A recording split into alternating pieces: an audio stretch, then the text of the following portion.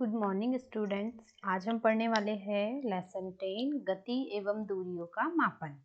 ठीक है, आज हम पढ़ेंगे गति एवं दूरियों का मापन, है ना, कि गति को और दूरियों को कैसे मापा जाता है। ठीक है, इसे स्टार्ट करने से पहले एक ही रिक्वेस्ट है, जो भी बच्चे मेरे इस चैनल पे नए हो प्लीज़ चैनल को सब्सक्राइब करें, लाइक करें, शेयर करें और बेल आइकन को इनेबल कर लें, जिससे कि नोटिफिकेशन सबसे पहले आपको मिल जाए। ठीक है बच्चों, तो चलिए देर न करते हुए इसे स्टार्ट करते हैं। ठीक है, देखिए क्या बोला है, पहेली तथा बूझो की कक्षा के सभी बच्चों के बीच ग्रीष्मावकाश में भ्रमण किए गए स्थानों के बारे में सामान्य चर्चा हो रही थी। ठीक है, जो पहेली और बूझो है उसकी कक्षा में क्या हो रहा था, सभी बच्चों के बीच जो उन्हें कौन सी छुट्टी मिली थी, जो समर वेकेशन मिला था, है ना, जो गर्मियों की छुट्टी मिली थी, उसमें वे लोग जहाँ भी भ्रमण करने गए, जिन जिन स्थानों पर घूमने गए थे उसके बारे में चर्चा कर रहे थे। ठीक है, एक बच्चा अपने पैतृक गांव पहले रेलगाड़ी, फिर बस और अंत में बैलगाड़ी का उपयोग करके गया था, है ना। एक बच्चा ऐसा था जिसका पैतृक गांव, है ना, जो उसके पिता का गांव था पहले का, वहां पर सबसे पहले वो कैसे गया, रेलगाड़ी से गया, फिर उसे बस चेंज करनी पड़ी, है ना, और लास्ट में उसे क्या करना पड़ा, बैलगाड़ी का उपयोग करके उसे गांव जाना पड़ा। ठीक है, एक विद्यार्थी ने वायुयान से यात्रा की थी। ठीक है, एक जो विद्यार्थी था, एक जो बच्चा था, उसने कैसे यात्रा की, वायुयान से यात्रा की। एक अन्य विद्यार्थी ने अवकाश के दिन अनेक दिन अपने चाचा जी की नाव में सैर करके मछली पकड़ने में व्यतीत किए थे। ठीक है, एक बच्चा था जिसने क्या किया कि जितने भी अवकाश के दिन मिले थे, जितनी भी छुट्टियां थी, उसने अपने चाचा जी के यहाँ पर व्यतीत की और उनकी नाव में मछली पकड़कर अपने गर्मियों की छुट्टी को बिताया। ठीक है, अब इसके पश्चात अध्यापक ने विद्यार्थियों से समाचार पत्र के उन लेखों को पढ़ने के लिए कहा जिनमें उन छोटे पहियों वाले वाहनों के बारे में वर्णन है। ठीक है, क्या बोला है कि अध्यापक ने अब उन्हें एक समाचार पत्र दिया जिसमें जिसमें क्या लिखा हुआ था कि छोटे पहियों वाले वाहनों के बारे में कुछ लिखा हुआ था, है ना, जो मंगल ग्रह की धरती पर चले थे। जो कहाँ चले थे, मंगल ग्रह की धरती पर चले थे और प्रयोग भी किए। इन वाहनों को मंगल तक ले जाने का कार्य अंतरिक्ष यान द्वारा किया गया था। ठीक है, अब जो वाहन गए थे मंगलयान की धरती पर, उसे कैसे लेकर जाया गया था, अंतरिक्ष यान के सहायता से। ठीक है, इसी बीच पहेली प्राचीन भारत के बारे में कहानियां पढ़ती रही, है ना, जो पहेली थी वो प्राचीन भारत, जो पुराना भारत है, उसके बारे में कुछ कहानियां पढ़ रही थी।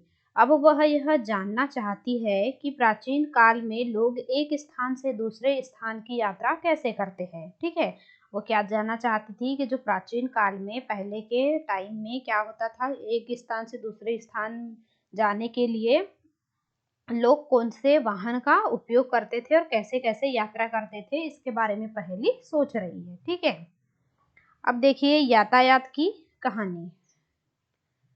यातायात की कहानी में पढ़ेंगे हम, प्राचीन काल में लोगों के पास यातायात के कोई साधन नहीं थे, है ना, जो प्राचीन काल में लोगों के पास में क्या था, यातायात के कोई भी साधन नहीं थे, वे पैदल चलते थे, है ना। पहले क्या किया उन्होंने कि वे पैदल चलने लगे तथा अपना सामान अपनी पीठ पर लाद कर ले जाते थे। जो अपना उनका सामान होता था वे क्या करते थे, अपनी पीठ पर लाद लेते थे, अपनी पीठ पर रखते थे और चले जाते थे। बाद में मानव यातायात के लिए पशुओं का उपयोग करने लगा।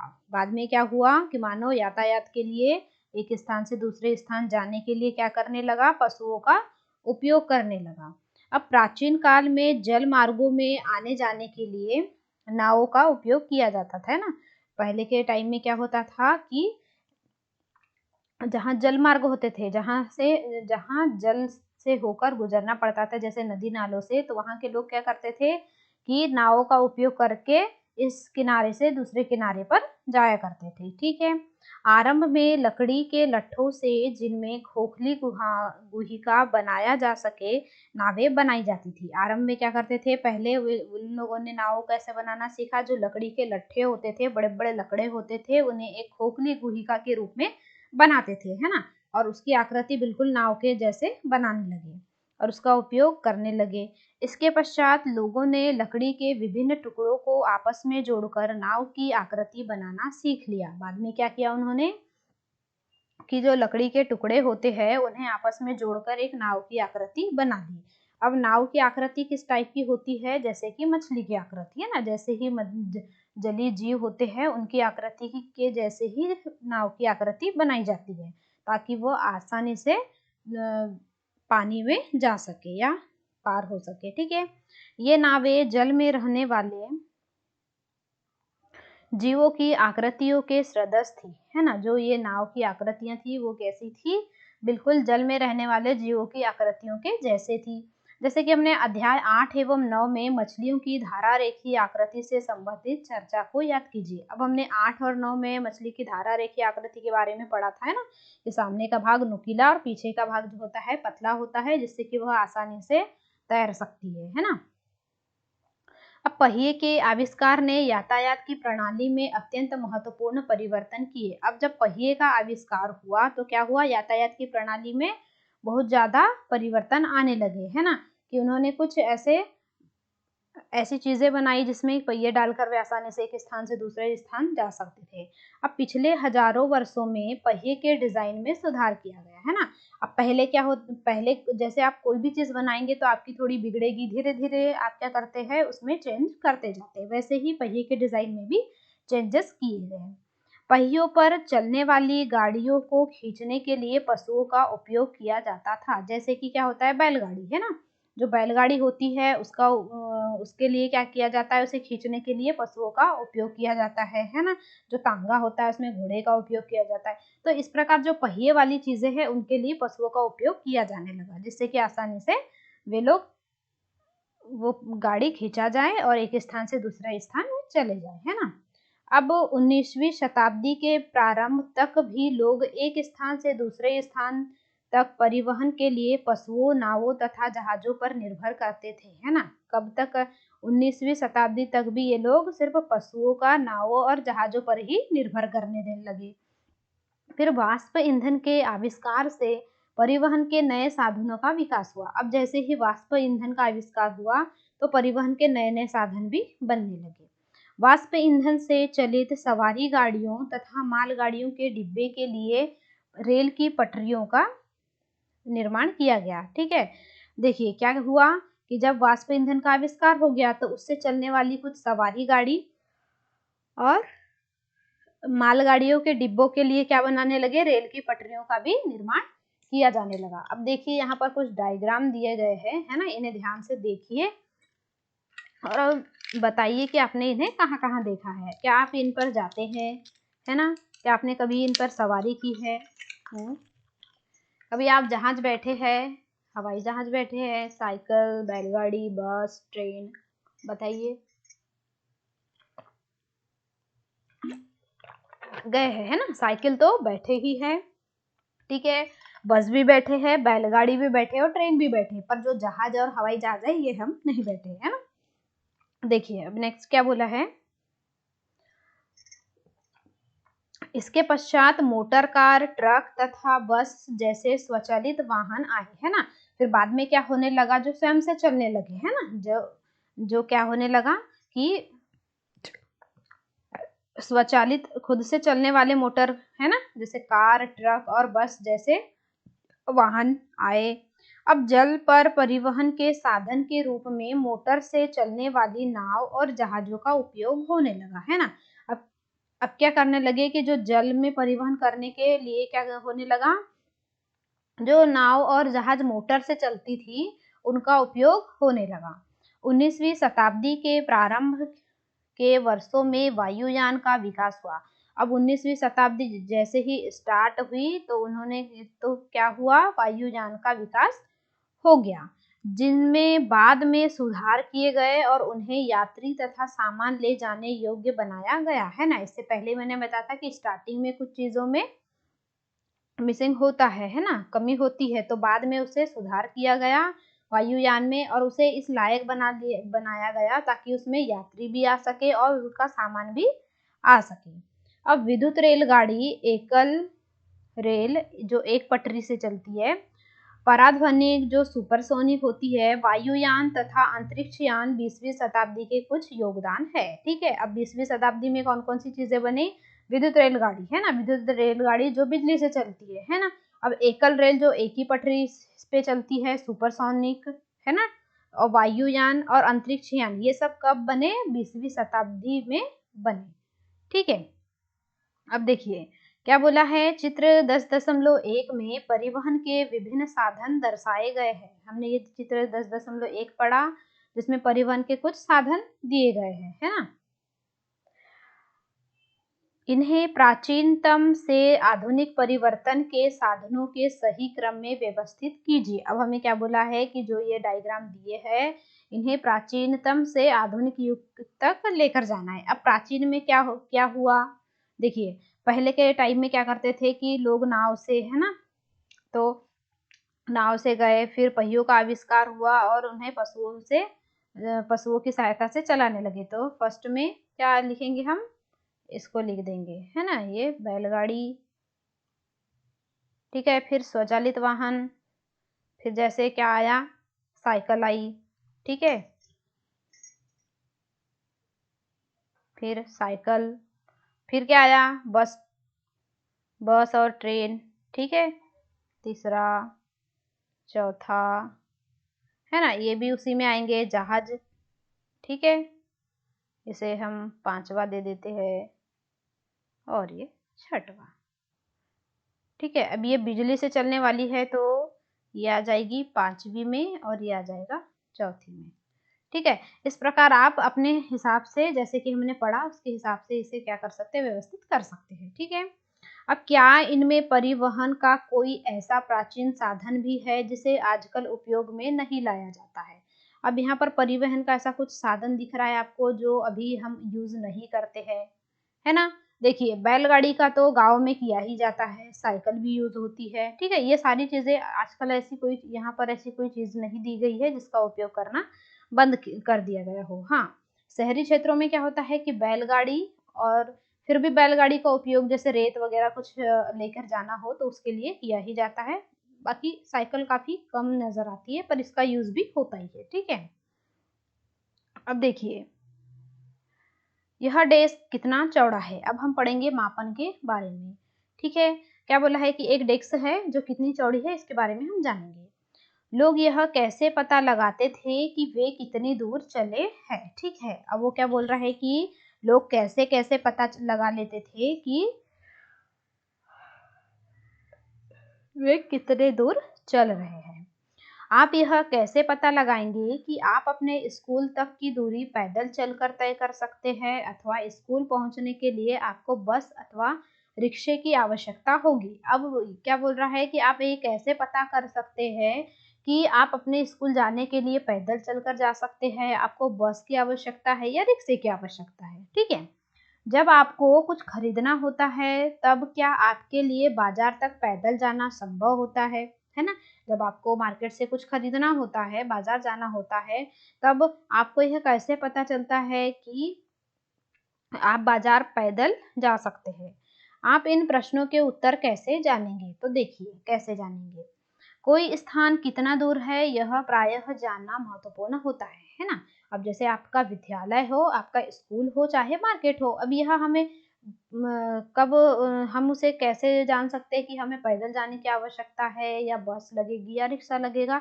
कब जान सकते हैं? जब हमें ये पता हो कि हमारा जो स्कूल है या मार्केट है कितनी दूरी पर है। ठीक है, यदि पास में है, उसकी दूरी कम है तो हम पैदल जा सकेंगे, यदि उसकी दूरी बहुत ज़्यादा है तो हम किसी भी एक साधन का उपयोग करेंगे। ठीक है, ताकि हम यह अनुमान लगा सके कि वहां पहुंचने के लिए हम कैसे जाएंगे। ठीक है, पैदल चलकर जाएंगे, बस से जाएंगे, रेलगाड़ी से जाएंगे या पानी के जहाज से या वायुयान से, है ना, या कोई और अंतरिक्ष वायुयान लेना होगा।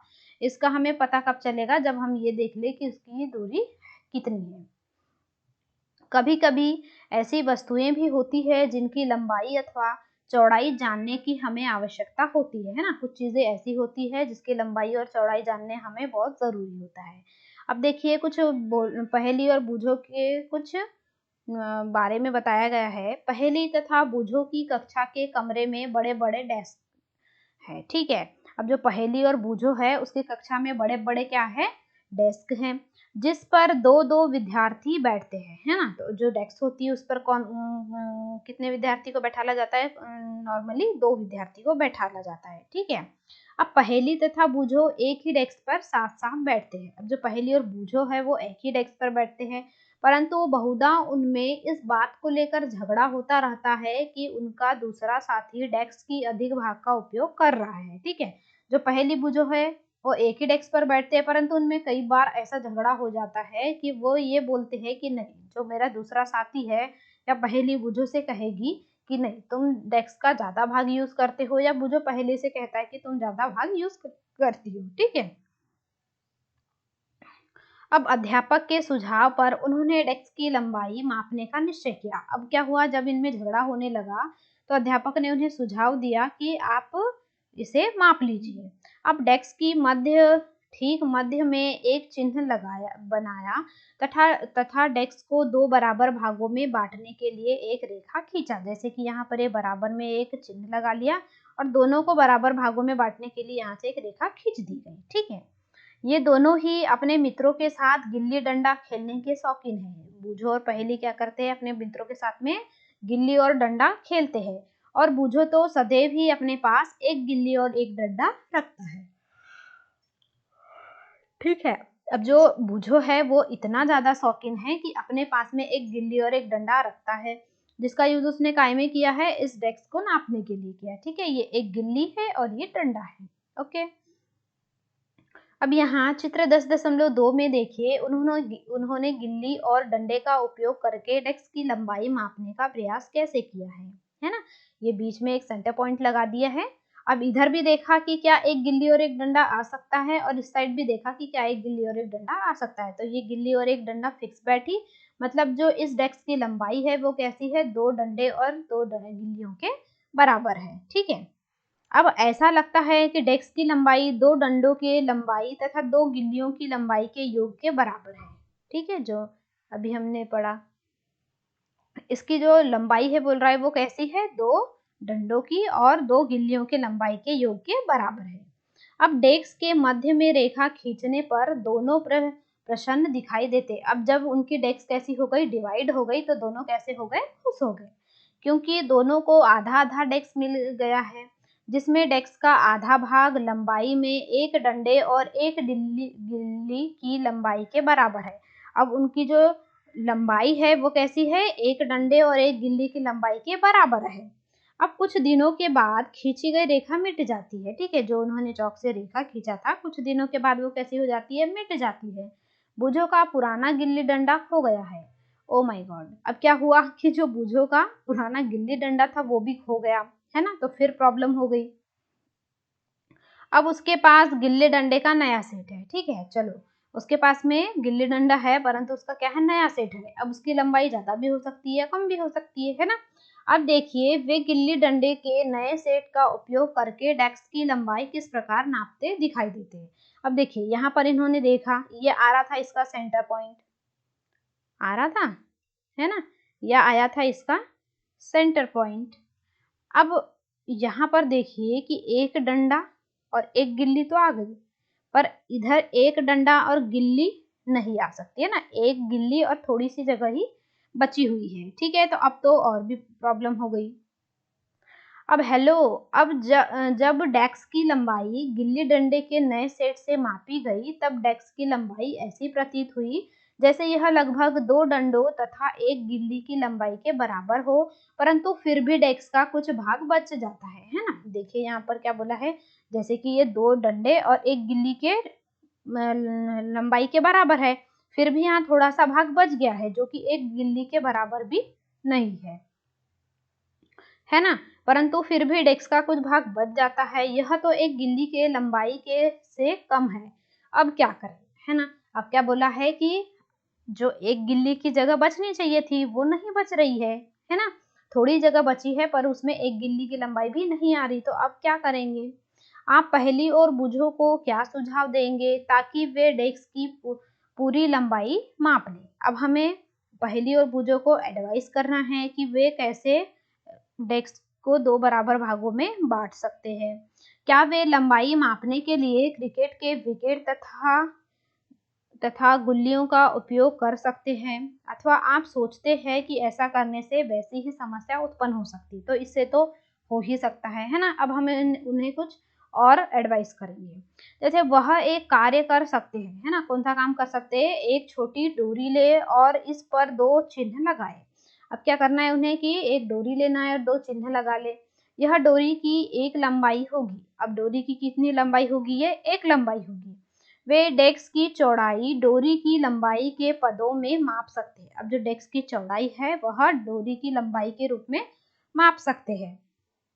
वे इस डोरी का उपयोग डोरी की लंबाई से कम कम दूरियों को मापने में किस प्रकार कर सकते हैं? वे डोरी को मोड़कर डोरी की लंबाई का आधा, 1/4 तथा 8वां भाग कर सकते हैं। अतः अब संभवतः पहेली तथा बुझो डेस्क की यथार्थ लंबाई इस डोरी की सहायता से माप सकते हैं।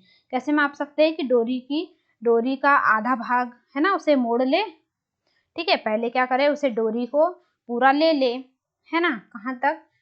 इस छोर से दूसरे छोर तक, और उसे आधा मोड़कर फिर जहां पर भी उसका पॉइंट आता है वहां पर लेकर के उसकी चौड़ाई को, लंबाई को माप सकते हैं, है ना। आप यह भी कह सकते हैं कि इन्हें अपने ज्यामिति बॉक्स के पैमाने को उपयोग करके अपनी समस्या हल करनी चाहिए। हाँ, वास्तव में ऐसा किया जा सकता है। जो उनका ज्यामिति बॉक्स होता है, जो क्या होता है उनके पास में, एक जो पेंसिल रबर बॉक्स होता है हमारा, है ना, उसकी सहायता से भी वे माप सकते हैं। बूझो ने यह पढ़ा है कि जब ऐसे मापन पैमाने नहीं थे तब लोग दूरियां कैसे मापते थे। ठीक है, क्या बोल रहा है कि जब ऐसे मापन पैमाने नहीं हुआ करते थे तो वे लोग ऐसी दूरियों को कैसे कैसे माप लिया करते थे, तथा वह स्वयं भी भिन्न भिन्न ढंगों से दूरियां मापने का प्रयास कर चुके हैं। ठीक है, अब वो भी क्या कर चुके हैं, कई प्रकार के ढंगों से दूरियों को माप कर देख चुके हैं। ठीक है, अब ऐसे अनेक अवसर आते हैं जब हमें लंबाई अथवा दूरियां मापने की आवश्यकता होती है। अब ऐसे कई सारे आपके पास में अवसर आएंगे जब आपको लंबाई और चौड़ाई को मापना ही होगा। अब दर्जी कपड़े की लंबाई यह जानने के लिए मापता है कि वह कपड़ा कुर्ता सीने के लिए पर्याप्त है अथवा नहीं। ठीक है, जब भी आप उस कुर्ते का कपड़ा देते हैं या किसी सूट का कपड़ा देते हैं तो वह लंबाई मापता है ताकि उसे ये पता चल सके कि इससे कुर्ता या सूट बन सकता है या नहीं। ठीक है, अब बढ़ई किसी अलमारी की लंबाई तथा चौड़ाई इसीलिए मापता है ताकि वह यह जान सके कि इस अलमारी के दरवाजे को बनाने के लिए कितनी लकड़ी की आवश्यकता होगी, है ना। जब उसकी चौड़ाई और लंबाई को जानेगा तो उसे को मापेगा तो उसे पता लगाने में आसानी होगी कि हमें इसमें कितनी लकड़ियों की आवश्यकता होगी। ठीक है, किसी किसान को अपने खेत की लंबाई तथा चौड़ाई अथवा उसके क्षेत्रफल जानने की इसीलिए आवश्यकता होती है ताकि वह यह जान सके कि वह अपने खेत में कितने बीज बो सकता है। ठीक है, आपने देखा होगा कि किसान को भी पता होता है कि जो हमारी यह बंदी है वह कितने की है। ठीक है, उसके हिसाब से वह बीज डालता है। ठीक है, तथा उसे अपनी फसलों के लिए कितने जल की आवश्यकता होगी, है ना, कितना बीज लगेगा और कितने जल की आवश्यकता होगी, ये सारी चीजें उसे उससे पता चल जाती है। किससे पता चल जाती है? जब उसे पता चलता है कि उसकी खेत की का जो क्षेत्रफल है या लंबाई चौड़ाई है कितनी है। ठीक है, यदि आपसे पूछा जाए कि आपकी लंबाई कितनी है तब आप एक ऐसी सरल रेखा की लंबाई बताएंगे जो आपके सिर से आपके पैर की एड़ी तक की रेखीय लंबाई के बराबर है। ठीक है, जब आपको पूछा जाता है कि आपकी हाइट कितनी है ना, तो आप क्या करते हैं कि अपने सिर से लेकर पैर की एड़ी तक जितनी भी रेखीय लंबाई होती है आप उसे बताते हैं। ठीक है, यह कमरा कितना लंबा है, यह डेस्क कितना चौड़ा है, दिल्ली लखनऊ से कितनी दूर है, पृथ्वी से चंद्रमा कितनी दूर है। ठीक है, इन सभी प्रश्नों में एक बात समान है, ये सभी दो स्थानों के बीच की दूरी से संबंधित है। ठीक है, क्या बोला है कि ये जो जितने भी क्वेश्चंस है ये क्या है कि एक स्थान से दूसरे स्थान के बीच की दूरियां हैं। ठीक है, दो स्थान मेज के दो किनारों की तरह पास पास हो सकते हैं, है ना, अब इसके विपरीत दो स्थान जम्मू और कन्याकुमारी की तरह एक दूसरे से बहुत दूर भी हो सकते हैं। ठीक है, अब इसमें कुछ चीजें ऐसी हो सकती है कि दो मेज की किनारों की तरह पास पास भी हो सकते हैं, और कुछ जम्मू और कन्याकुमारी की दूरी के जैसे दूर दूर भी हो सकते हैं। अब आइए, अब हम कुछ मापन यह जानने के लिए करते हैं कि जब हम दूरियां अथवा लंबाइयां मापते हैं तो हमें सही रूप से क्या करना आवश्यक होता है। ठीक है, अब जब भी हम किसी दूरी या लंबाई को मापेंगे तो हमें सही रूप से कौन सा तरीका अपनाना होगा, इसके बारे में जानेंगे। अब देखिए कुछ मापन। क्रियाकलाप 1 में बोला है, आप इस क्रियाकलाप को समूह में एक एक करके कीजिए। अब हमें क्या करना है कि ऐसा कुछ क्रियाकलाप करना है जिसे हम समूह में एक एक करके कर सकें। अब अपने पैर की लंबाई को लंबाई का एक मात्रक मानकर अपनी कक्षा के कमरे की लंबाई तथा चौड़ाई मापिए। अब क्या करना है कि हमें अपने कक्षा की लंबाई और चौड़ाई का मापन करना है, तो उसके लिए हमें क्या लेना होगा, अपना पैर। ठीक है, अपने पैर की लंबाई को लेना होगा और उससे हमें पूरे कक्षा पर घूमकर कक्षा की लंबाई और चौड़ाई का मापन करना होगा। ठीक है, क्या आपने कभी ऐसा किया है, देखा होगा आप कैसे करते हैं कि जितने स्थान पर आपको बैठना होता है आप उसे अपने हाथों से नापते हैं। ठीक है, या आपकी कक्षा कितनी लंबी है चौड़ी है तो आप ऐसे पैर फेंक फेंक कर चलते हैं और उसके द्वारा भी पता लगाते हैं कि आपकी कक्षा कितनी चौड़ी और लंबी है। क्या आपने ऐसा किया है, बताइए।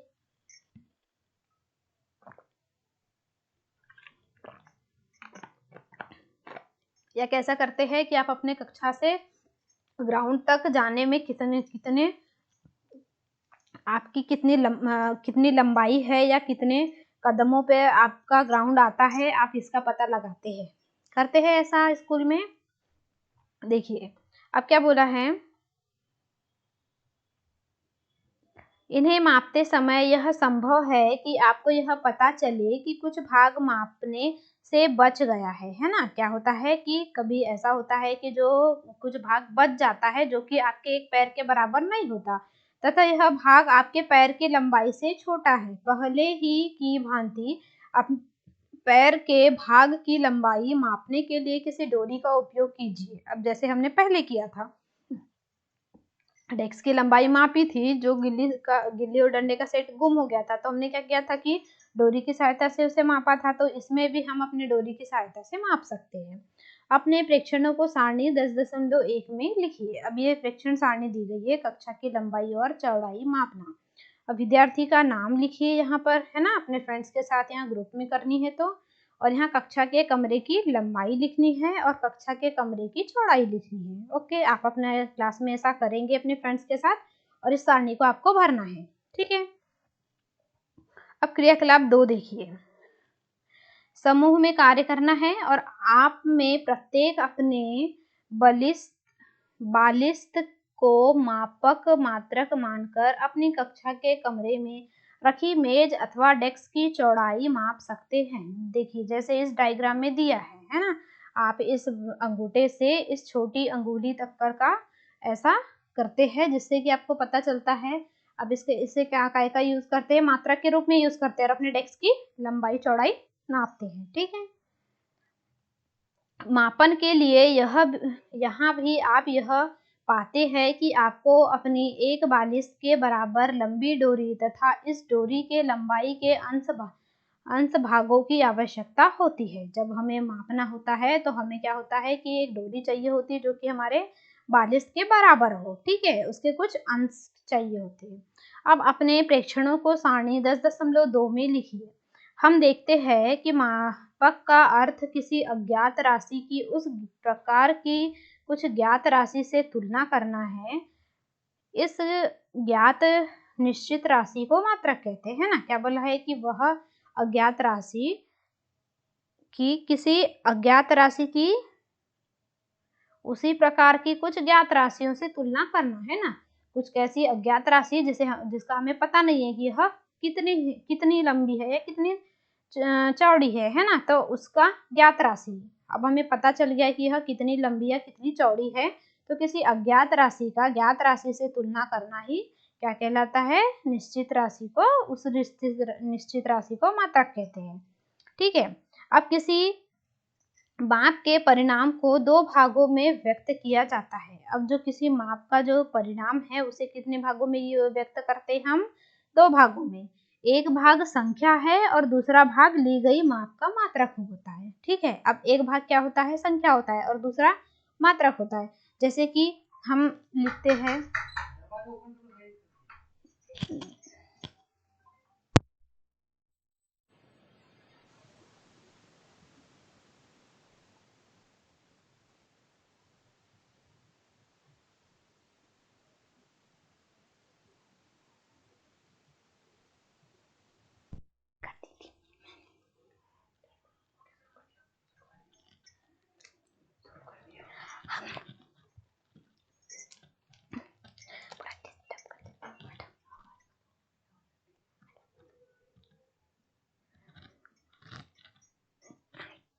देखो क्या पढ़ रहे थे हम कि हम उसे कितने भागों में डिवाइड करते हैं? दो भागों में, है ना। पहला क्या होता है? संख्या के रूप में, और दूसरा होता है मान का मात्रक के रूप में। ठीक है।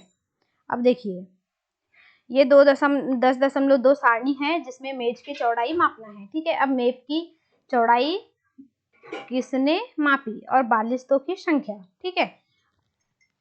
यहाँ पर आपको अपने फ्रेंड का नाम लिखना है और कितने बालिस्त हुए उसकी संख्या को लिखना है। ठीक है। उदाहरण के लिए क्रियाकलाप 1 में यदि कक्षा के कमरे की लंबाई आपके 12 पैरों की लंबाई के बराबर है तो 12 एक संख्या है तथा पैर की लंबाई एक क्या हो गया? मात्रक हो गया। ठीक है। जिसे मापन के लिए हमने चुना है। ठीक है। और जैसे मेज के लिए भी क्या करते हैं हम? जैसे हमारे 8 बालिस्त का एक मेज है तो 8 क्या हुई? संख्या हुई, और जो बालिस्त है वो क्या हुआ? मात्रक हुआ। ठीक है। अब सारणी 10.1 तथा 10.2 में अंकित सभी मापों का अध्ययन कीजिए। अब जो 1 में और 2 में हमने मापों का अध्ययन किया है उसके बारे में हमको देखना है। क्या प्रत्येक पैर द्वारा मापी गई कमरे की लंबाई के ये सभी माप बराबर है? क्या जैसे हमने क्या किया था? प्रत्येक माप को मापा था, है ना। प्रत्येक पैर द्वारा मापी गई जो कमरे की लंबाई है क्या सभी के पैर से बराबर आई? नहीं, कुछ के पैरों से ज्यादा आएगी तो किसी के पैरों से कम आएगी। ठीक है। क्या सभी के द्वारा अपनी अपनी बालिस्तों से मापी गई मेज की चौड़ाई का माप बराबर है? तो नहीं होगा। शायद ये परिणाम भिन्न भिन्न हो सकते हैं क्योंकि आपकी बालिस्त लंबाई में आपके मित्रों की बालिस्त से भिन्न हो सकती है। ठीक है। अब आपका जितना बड़ा हाथ है जरूरी नहीं है कि आपके फ्रेंड का हाथ भी उतना ही बड़ा होगा। इसी प्रकार सभी विद्यार्थियों के पैर की लंबाइयों में भी कुछ अंतर हो सकता है। ठीक है।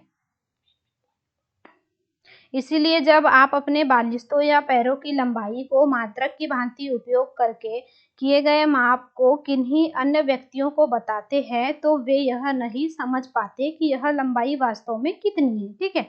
यदि आप क्या करेंगे कि पैरों से मापेंगे या बालिस्त की सहायता से मापेंगे तो वे ये नहीं बता सकते कि एक्चुअल में उसकी लंबाई है कितनी।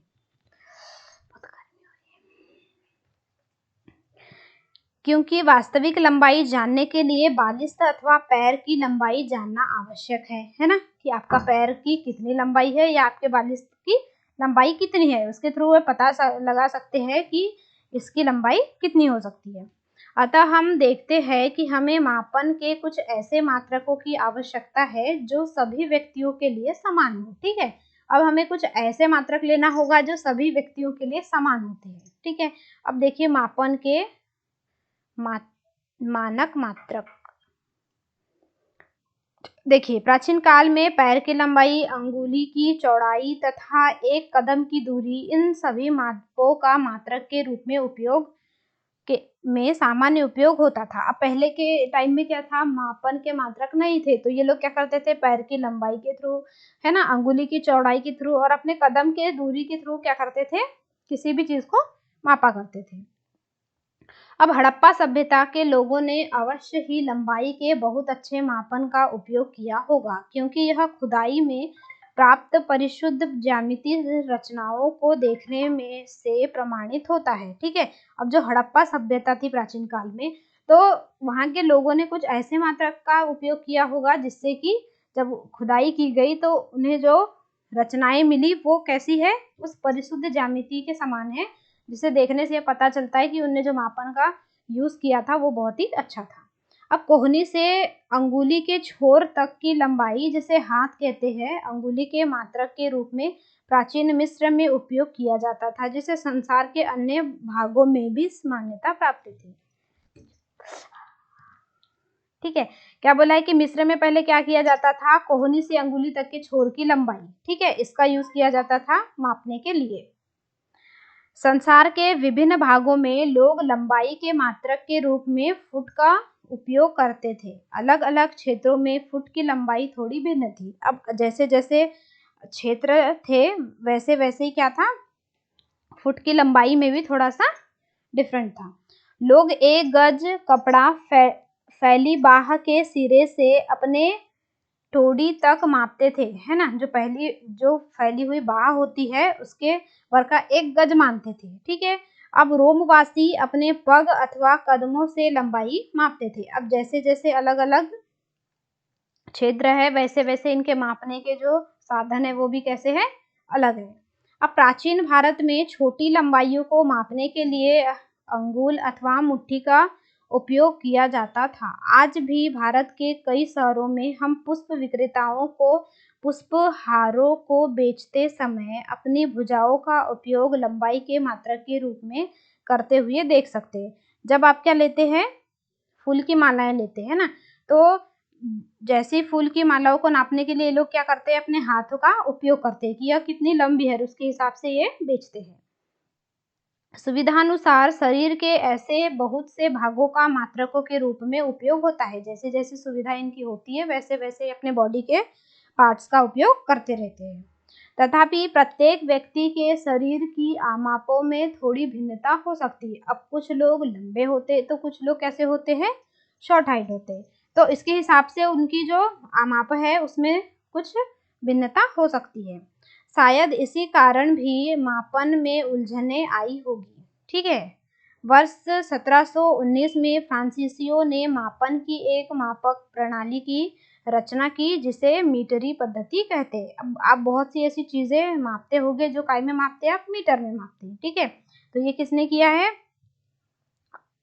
1719 में फ्रांसीसियो द्वारा किया गया है, ठीक है। अब इसे आप याद रखेंगे। एक समानता के लिए समस्त संसार के वैज्ञानिकों ने मापन के मानक मात्रकों के एक सेट को स्वीकार कर लिया है। आजकल जिस मात्रक प्रणाली का उपयोग हो रहा है उसे अंतर्राष्ट्रीय मात्रक प्रणाली या आईएस मात्रक कहते हैं, ठीक है। अब क्या कर रहे हैं कि जो लोग मानक मात्रक का यूज कर रहे हैं वो कौन सा मात्रक है, आईएस मात्रक है। अब लंबाई का एसआई मात्रक मीटर है, ठीक है। अब लंबाई का मात्रक क्या है, मीटर है। चित्र 10.6 में मीटर पैमाना दिखाया गया है। इसमें आपके ज्यामिति बॉक्स का 15 सेंटीमीटर पैमाना भी दिखाया गया है, ठीक है। आपको यहाँ पर अभी 10.6 एक डायग्राम दिखेगा जिसमें क्या दिया गया है, मीटर पैमाना दिया गया है, जिसमें 15 सेंटीमीटर भी पैमाना बताया गया है। कहाँ है 15 सेंटीमीटर, ये है, ठीक है, ये वाला। प्रत्येक मीटर को 100 बराबर भागों में विभाजित किया जाता है, जिन्हें सेंटीमीटर कहते हैं। जिन्हें क्या कहा जाता है, 100 मीटर का 1 सेंटीमीटर, ठीक है। तो 100 बराबर भागों में डिवाइड करके इसे 1 सेंटीमीटर बनाया जाता है। अब 1 सेंटीमीटर के 10 बराबर भाग होते हैं, जिसे क्या कहा जाता है, मिलीमीटर कहा जाता है, ठीक है। ये दिया गया है 1 मीटर बराबर 100 से जो 1 मीटर है उसमें कितने 1 सेंटीमीटर में कितने मीटर होते हैं, 100, ठीक है। और कंफ्यूज मत करो, ठीक है। अब जैसे देखिए, अब लंबी दूरियों के मापन के लिए मीटर एक सुविधाजनक मात्रक नहीं है। अब जो लंबी दूरियां हैं उसके लिए उसे मापने के लिए मीटर एक सुविधाजनक मात्रक नहीं है। तो इसके लिए हमें क्या करना होगा, इसके लिए हम एक बड़े मात्रक को परिभाषित करते हैं। इसे क्या कहा जाता है, किलोमीटर कहते हैं, ठीक है। देखिए, अब हम अपने सभी मापन क्रियाकलापों को मापन पैमाने का उपयोग करके दोहरा सकते हैं, ठीक है। क्या बोला है कि अब हम इतने क्रियाकलाप कर चुके हैं जिससे कि हम ये पता लगा सकते हैं कि जो मापन पैमाने का उपयोग हम इस दोबारा दोहरा सकते हैं तथा लंबाइयों को एसआई मात्रकों में माप सकते हैं। ऐसा करने से पहले हमें दूरियां तथा लंबाइयां मापने का सही ढंग जानना आवश्यक है। ठीक है, कब हम जानेंगे? जब हमें उसका एसआई मात्रक पता होगा। ठीक है, और पहले हम किसके बारे में जानेंगे? दूरी और लंबाई के बारे में जानेंगे। अब देखिए, लंबाई की यथार्थ माप। अपने दैनिक जीवन में हम विविध प्रकार की मापक युक्तियों का उपयोग करते हैं। ठीक है, अब बहुत सारी ऐसी चीजों को गिनते हैं जिसके लिए कौन कौन सी अलग अलग प्रकार के मापन युक्तियों का उपयोग करते हैं। अब लंबाई मापने के लिए हम मीटर पैमाने का उपयोग करते हैं। जब हमें क्या मापना होता है? लंबाई मापना है, तो क्या करेंगे? हम मीटर पैमाने का उपयोग करते हैं। दर्जी मापक फीते का उपयोग करता है, जबकि कपड़े के व्यापारी मीटर छड़ काम में लाते हैं। किसी वस्तु की लंबाई मापने के लिए आपको किसी उपयुक्त युक्ति का चयन करना चाहिए। अब किसी भी वस्तु की लंबाई को मापने के लिए क्या करना चाहिए? आपको एक अच्छे युक्ति का उपयोग करना चाहिए जिससे कि आपको आसानी हो। अब उदाहरण के लिए किसी वृक्ष का घेर अथवा अपने सीने की माप के लिए आप मीटर पैमाने का उपयोग नहीं कर सकते। क्यों नहीं कर सकते? क्योंकि ये कैसा होता है? बिल्कुल सीधा होता है। तो क्या आप इसे राउंड कर सकते हैं? नहीं। तो ऐसे मापों के लिए आप मापक फीता अधिक सुविधाजनक होता है। जैसे आप दर्जी के पास जाते हैं और आपने सीने का क्या करता है? वो माप करता है, तो अपने मीटर जो मापक फीता होता है उसे राउंड में घुमाता है, जिससे क्या है? आपका सीने का माप पता चल जाता है। अब छोटी लंबाइयाँ, जैसे आपके पेंसिल की लंबाई मापने के लिए आप अपने ज्यामिति बॉक्स के 15 सेंटीमीटर पैमाने को काम में ला सकते हैं। जो आपका स्केल होता है, ठीक है, उसकी सहायता से आप अपनी पेंसिल की लंबाई को माप सकते हैं। जैसे यहाँ पर बताया गया है, कुछ बॉक्स को हम अपने स्केल की सहायता से माप सकते हैं। लंबाई मापते समय हमें निम्नलिखित सावधानियां बरतने की आवश्यकता होती है। ठीक है, अब हम लंबाई मापना तो सीख गए, पर इसमें कौन कौन से आपको सावधानियां रखना है ये भी जानना जरूरी है। आप चित्र 10.7 में दिखाए अनुसार पैमाने को वस्तु के संपर्क में इसकी लंबाई के अनुदिश रखिए। अब हमें क्या करना है कि जैसे 10.7 में दिखाया गया है उसके अनुसार हमें पैमाने को क्या करना है? वस्तु के संपर्क में वस्तु के पास लाकर उसकी लंबाई के अनुदिश रखना है। ठीक है, यदि हमें इसकी लंबाई देखनी है तो।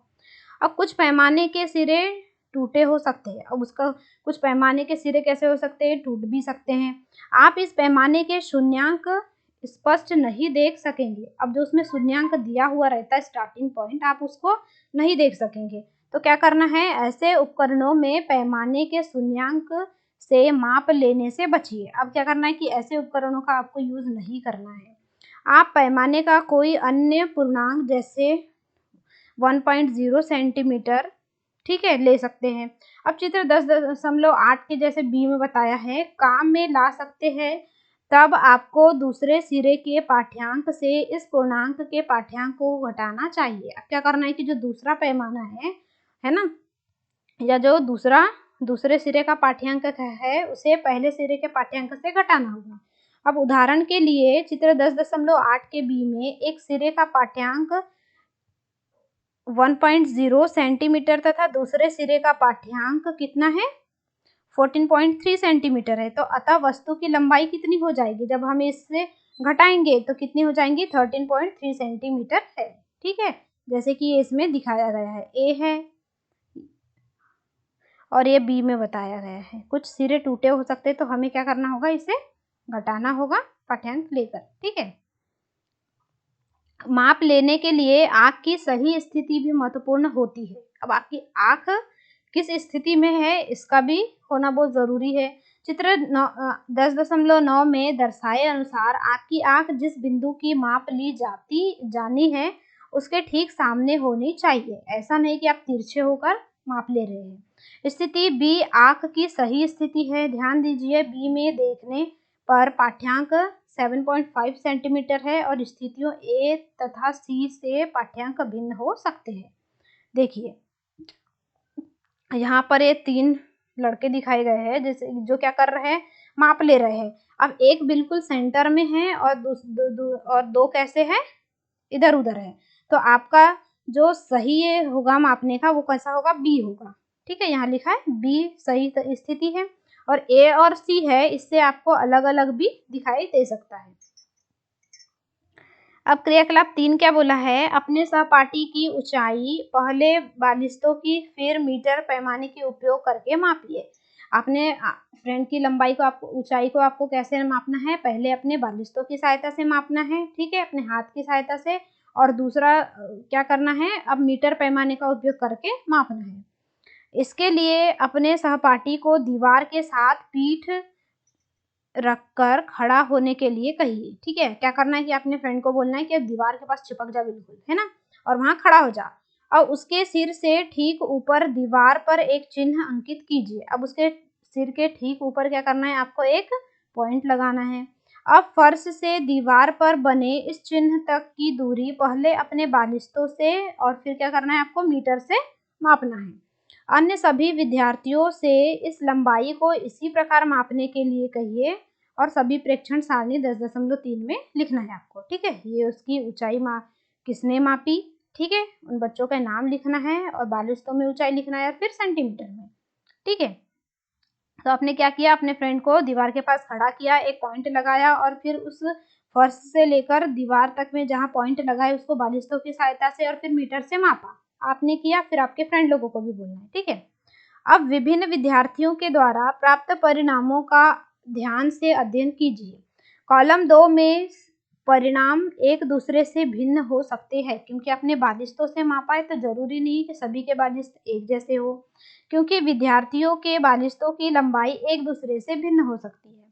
अब कॉलम 3 के परिणामों को देखिए, जिसमें सभी मापे मानक पैमाने द्वारा ली गई है। अब आपने दूसरे में क्या किया है कि आपने मानक पैमाने के द्वारा मापा है ना, तो ये परिणाम एक दूसरे से बहुत समीप हो सकते हैं, परंतु क्या ये एक दूसरे के ठीक ठीक बराबर है? यदि नहीं तो आपके विचार में यह अंतर क्यों है? अब बताना है कि जैसे हमने मापक से माना, से मापक पैमाने से इसे मापा है, ठीक है, तो उसकी जो लंबाई उसकी जो ऊंचाई होगी वो तो कैसी होगी, बराबर आनी चाहिए। ठीक है, फिर क्या बोला है, आखिर सभी एक ही पैमाने का उपयोग कर रहे हैं, भिन्न भिन्न बालिस्तों का उपयोग तो नहीं कर रहे।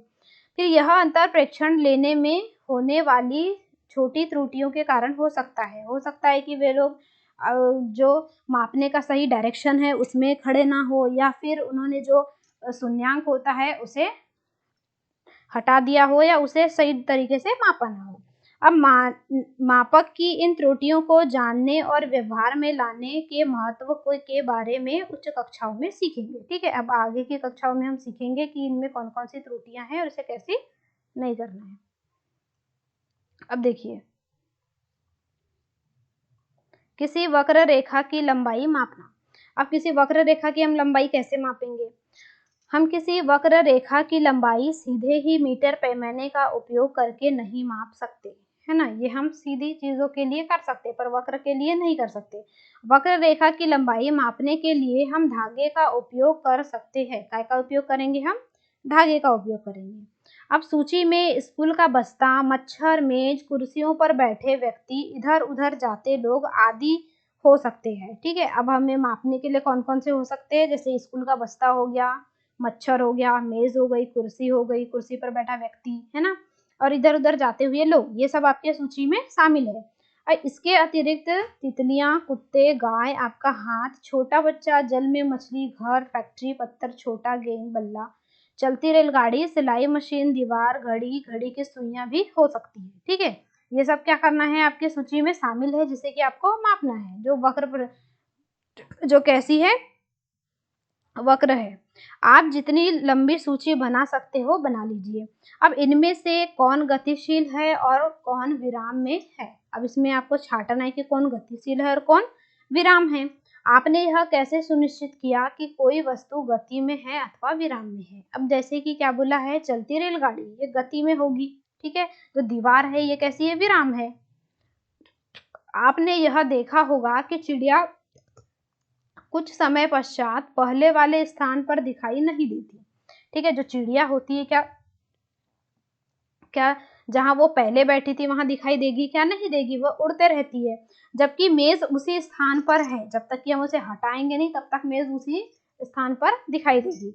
अब इस आधार पर आपने यह सुनिश्चित किया होगा कि कोई वस्तु गति में है अथवा विराम में है। ठीक है, आइए हम किसी चींटी की गति को ध्यान से देखते हैं। आपने देखा होगा कि चींटी कैसी गति करती है।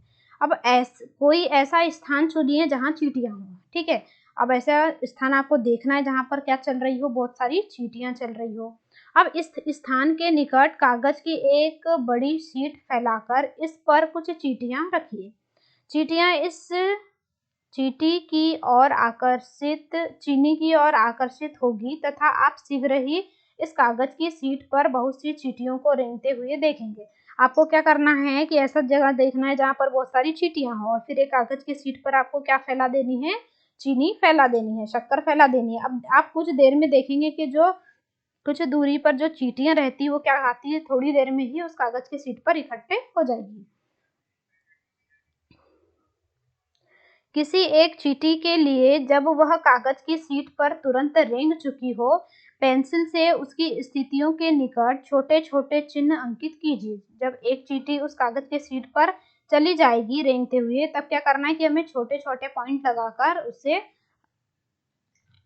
अंकित कर लेना है। जैसे जैसे यह कागज पर रेंगती जाए आप इसकी स्थितियों पर चिन्ह अंकित करते जाएंगे। ठीक है, जैसे ये क्या रखा है कागज की शीट पर, क्या है? कुछ चीनी रखी है, शक्कर रखी, तो चींटी कैसी होगी? यहाँ से आएगी और जिधर जिधर जाएगी हमें वहां से पॉइंट लगाते जाना है। कुछ समय के पश्चात कागज की शीट को इधर उधर हिलाकर इस पर से चीनी एवं चींटियां हटा दीजिए। अब इन विभिन्न बिंदुओं जिन्हें आपने कागज पर अंकित किया था को तीरों द्वारा जोड़कर चींटी की गति की दिशा दिखाइए कि जैसे जैसे वो गई है वैसे उधर क्या करना है, आपको तीर का निशान लगाना है, जिससे आपको पता चलेगा कि चींटी किस किस डायरेक्शन में गई हुई है। ठीक है,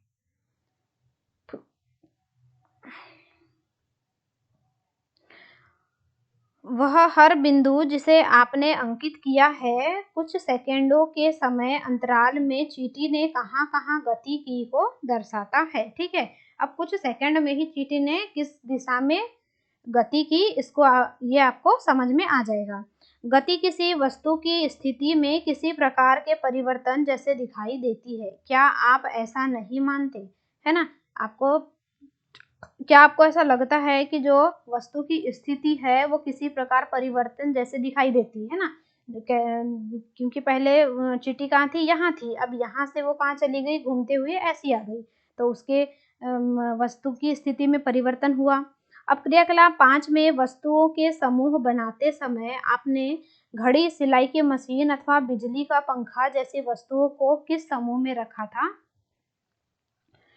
क्या ये वस्तुएं एक स्थान से दूसरे स्थान तक गति कर रही हैं? नहीं, है ना, ये एक स्थान से दूसरे स्थान पर गति नहीं करती है, अपने ही स्थान पर गति करते रहती है, चलते रहती है। क्या आप इनके किसी भाग में कोई गति देखते हैं? पंखों की पंखुड़ियां अथवा घड़ी की सुइयां कैसे गति करती है? ठीक है, जो पंखे की पंखुड़ियां होती है और घड़ी की सुइयां कैसी होती है? क्लॉकवाइज चलती है। क्या इनकी गति चींटी अथवा रेलगाड़ी की गति जैसी है? चींटी और रेलगाड़ी की गति की जैसी है क्या? नहीं, चींटी और जो रेलगाड़ी है वो क्या करती है? एक स्थान से दूसरे स्थान पर गति करती है, पर जो पंखे की पंखुड़ी और घड़ी की सुइयां है वो नहीं करती। आइए अब हम कुछ प्रकार की गतियां देखते हैं जिनसे हमें उन विभिन्न प्रकार की गतियों को समझने में सहायता मिलेगी। अब देखिए गति के प्रकार। आपने सीधी सड़क पर किसी वाहन की गति, किसी परेड में सिपाहियों के मार्च पास्ट की गति अथवा किसी गिरते पत्थर की गति का प्रेक्षण किया होगा। ठीक है, आपने कभी देखा होगा कि एक सड़क पर वाहन कैसे गति करते हैं ना, सिपाहियों के मार्च पास्ट कैसे गति करते हैं और एक पत्थर की गति कैसी होती है। यह किस प्रकार की गति है? 100 मीटर दौड़ प्रतियोगिता में धावक की सरल रेखा के अनुदिश दौड़ते हैं, है ना। 100 मीटर की जब दौड़ होती है तो क्या करता है, जो धावक होता है, जो दौड़ने वाला व्यक्ति होता है, वो कैसा दौड़ता है? सरल रेखा के अनुदिश दौड़ेगा, है ना, सीधी रेखा में दौड़ेगा। क्या आप अपने चारों ओर देखकर इसी प्रकार के और अधिक उदाहरण सोच सकते हैं? आपको सोचना है कि क्या आपने और भी ऐसी चीजें देखी है। जैसे देखिए यहाँ पर ये सड़क पर कुछ वाहन चल रहे हैं और ये सिपाहियों की परेड चल रही है, जो कैसी चलती, बिल्कुल सरल रेखा में चलती है। अब इन सभी उदाहरणों में यह देखते हैं कि वस्तुएं सरल रेखा के अनुदिश गति कर रही है। इस प्रकार की गति को सरल रेखी गति कहते हैं, है ना। ऐसी गति जिसमें क्या होता है, जिसमें वस्तुएं सरल रेखा के अनुदिश गति करती है, वे सरल रेखी गति कहलाता है। अब क्रियाकलाप 7 देखिए। एक पत्थर लीजिए और इससे एक धागा बांधिए तथा अपने हाथ से इसे तेजी से घुमाइए। आपने ऐसा किया होगा, है ना। एक पत्थर को एक धागे से बांध देते हैं और उसे अपने हाथ से घुमाते हैं। अब पत्थर की गति को ध्यान से देखिए। हम देखते हैं कि पत्थर कैसा घूमेगा, वृत्तीय पथ के अनुदिश गति करता है। कैसा घूमता है, गोल गोल घूमता है, एक वृत्त के आकार में, ठीक है। इस गति में पत्थर की आपके हाथ से दूरी समान रहती है ना। जो पत्थर की दूरी है आपके हाथ से समान दूरी पर होगी। इस प्रकार की गति को वर्तुल गति कहते हैं। कैसा, कौन सी गति को कहेंगे कि पत्थर की आपके हाथ से समान दूरी होती है, ठीक है। तो जो समान दूरी है उसे कौन सी गति कहेंगे, वर्तुल गति कहेंगे। अब बिजली के पंखे की पंखुड़ियों पर अंकित किसी चिन्ह की गति, किसी घड़ी के सेकंड की सुई की गति वर्तुल गति के उदाहरण है, ठीक है। वो कैसी घूमती है, बिल्कुल गोल घूमती है ना, वृत्त के आकार में घूमती है, तो वर्तुल गति के उदाहरण हो जाएंगे। अब बिजली का पंखा अथवा घड़ी स्वयं एक स्थान से दूसरे स्थान तक गति नहीं कर रहे हैं, परंतु पंखे की पंखुड़ियां घूर्णन करती है तथा ऐसा ही घड़ी की सुइयां भी करती है ना। जैसे पंखुड़ियां घूमती है तो कुछ घूर्णन होता है, आवाज आती है आपको, वैसे ही घड़ी की सुइयों के साथ भी होता है। यदि हम पंखे की पंखुड़ियों अथवा घड़ी की सुइयों पर कहीं किसी प्रकार का कोई चिन्ह अंकित कर दे तो घूर्णन करते समय भी पंखे अथवा घड़ी के केंद्र से इस चिन्ह की दूरी समान होगी, ठीक है। अब क्या करेंगे कि जब वो घूम रहे हैं तो हमने वहां एक पॉइंट लगा दिया है ना। तो जब वो घूमेगा तो उसके पंखे और घड़ी के केंद्र से उसकी जो दूरी है, उस चिन्ह की दूरी कैसी रहेगी, समान रहेगी, क्योंकि वो एक वृत्त के आकार में घूम रहा है ना। तो इधर की भी दूरी समान होगी, इधर की भी और इधर की भी। तो जो सेंटर पॉइंट लगा है तो उसकी सभी दिशाओं से दूरी बिल्कुल समान होती है। अब कुछ प्रकरणों में कोई वस्तु एक निश्चित समय अंतराल के बाद अपनी गति को दोहराती है ना। अब कुछ ऐसी वस्तु होती है जो निश्चित टाइम के बाद अपने समय अंतराल को दोहराते रहती है। इस प्रकार की गति को क्या कहते हैं, आवर्ती गति कहते हैं। अब डोरी से बंधा हुआ वही पत्थर लीजिए जिसे आपने क्रियाकलाप 7 में उपयोग किया था। अब डोरी को अपने हाथ में थामिए तथा पत्थर को डोरी से लटकने दीजिए।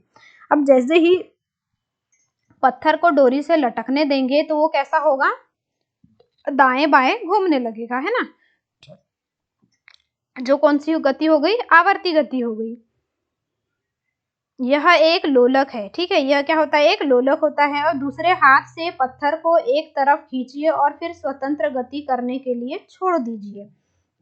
जैसे कि आपने देखा होगा जो घड़ी होती है वो कैसी होती है, उसका बीच का जो एक पॉइंट होता है वो इधर इधर इधर इधर ऐसे घूमता रहता है, ठीक है। तो वैसे ही पत्थर के साथ भी होगा।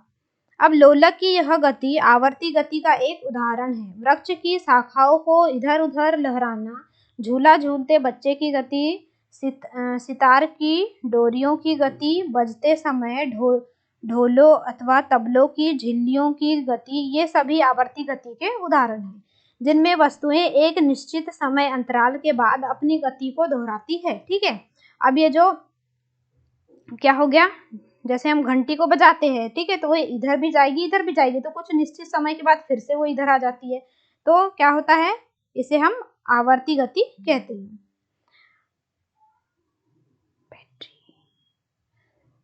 क्या आपने क्रियाकलाप 5 के एक भाग के रूप में सिलाई के मशीन का परीक्षण किया था। आपने ध्यान दिया होगा कि सिलाई मशीन अपनी इसी अवस्थिति पर रहती है जबकि इसका पहिया वर्तुल गति में होता है। आपने देखा होगा कि जो सिलाई मशीन होती है वो कैसी होती है, अपनी स्थिति में होती है, पर उसका जो पहिया होता है वह कैसा होता है, वर्तुल गति में घूमता रहता है। ठीक है, इसमें एक सुई भी होती है जो जब तक पहिया घूमता रहता है तब तक निरंतर ऊपर नीचे गति करते रहती है। क्या ऐसा नहीं है? ऐसा होता है, आपने देखा होगा सिलाई मशीन को घुमाते हुए चलते टाइम। यहाँ सुई आवर्ती गति कर रही है। ठीक है, जो सुई होती है वो कैसी होती है, आवर्ती गति करते रहती है, क्योंकि वह निश्चित समय के बाद अपनी पुनः स्थिति में आ जाती है। क्या आपने फर्श पर लुढ़कती किसी गेंद की गति का ध्यानपूर्वक परीक्षण किया है? यहाँ गेंद किसी फर्श